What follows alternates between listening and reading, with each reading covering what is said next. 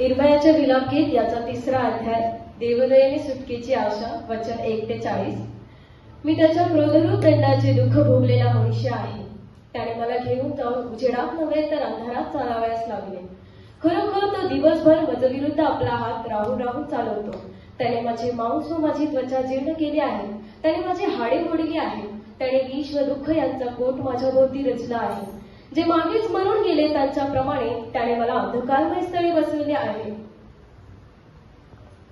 त्याने माझ्याभोवती कुंपण घातले आहे म्हणून माझ्याने बाहेर पडवत नाही. त्याने माझी बेडी भारी केली आहे.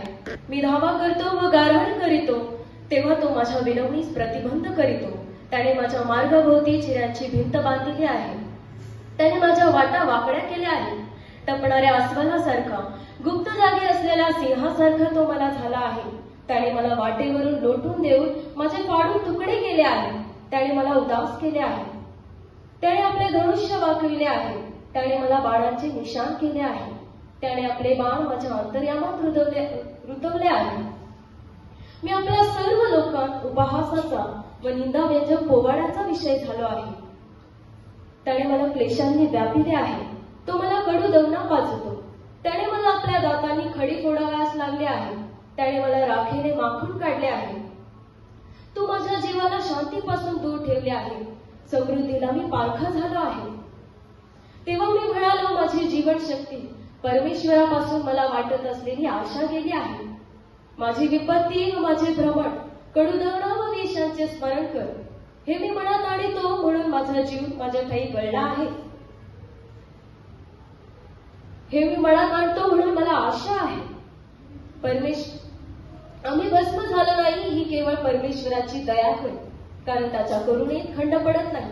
ती रोज सकाळी नवी होते. तुझी सत्यता थोर आहे. परमेश्वर माझा वतन भाग आहे असे माझा जीव म्हणतो म्हणून मला आशा आहे. जे परमेश्वराची आशा धरून राहतात त्यास, जो जीव त्यास शरण जातो त्यास परमेश्वर प्रसन्न होतो. परमेश्वरापासून येणाऱ्या तारणाची वाट पाहणे आणि तीही मुकाट्याने पाहणे बरे आहे. मनुष्याने आपल्या तारुण्यात जीव वाहावे हे त्याला बरे आहे. त्याने एकांती बसावे व स्वस्थ असावे, कारण त्याने त्याचवर हे ओझे लादले आहे. त्याने आपले तोंड मातीत खुपसावे. कदाचित अद्याप आशा असेल. मारत्या इस्माकडे त्याने आपला गाल करावा. त्याने उपहास सोसावा, कारण प्रभू कायमचा त्याग करणार आहे. तो जरी दुःख देतो तरी तो आपल्या दयेच्या वैफुल्यानुसार करुणा करीतो. तो कोणास मुद्दाम पीडा करत नाही. मानवपुत्रास दुःख देत नाही. पृथ्वीवरील सर्व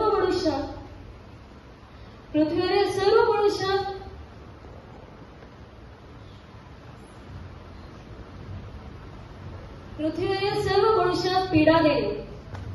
परात्पराच्या समक्ष मनुष्याचे हक्क बुडविणे. कोणाचा दावा बिघडवणे असली कृत्ये प्रभू पाहत नाही काय?